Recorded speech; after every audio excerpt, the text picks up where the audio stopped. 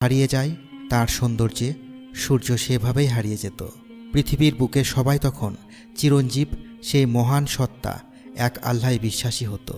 তার মাথার অবগুণ্ঠন পৃথিবী ও এর মাঝে যা কিছু আছে তার সব কিছুর চাইতে ভালো।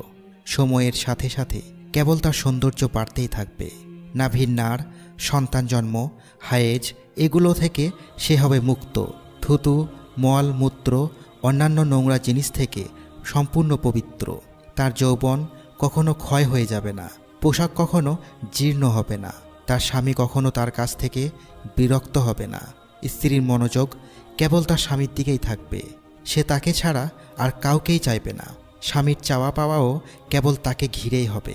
দুজন দুজনকে নিয়ে থাকবে সর্বোচ্চ স্বস্তি ও নিরাপত্তায়। মানুষ কিংবা জিনেদের মধ্যে থেকে কেউ কখনো তাকে ছুঁয়ে দেখেনি। সর্বশক্তিমান, সর্বজ্ঞানী আল্লাহর চেহারা, যিনি সব ধরনের সাদৃশ্য থেকে মুক্ত, সেদিন এমনভাবে দেখা যাবে যেভাবে দুপুরবেলায় সূর্য দেখা যায় কিংবা মেঘমুক্ত আকাশে যেভাবে চাঁদ দেখা যায়। এক আহ্বানকারী ডেকে বলবে, জান্নাতবাসী, তোমাদের সুমহান আল্লাহ তাকে দেখার জন্য ডাকছেন, কাজে তাকে দেখতে আসো।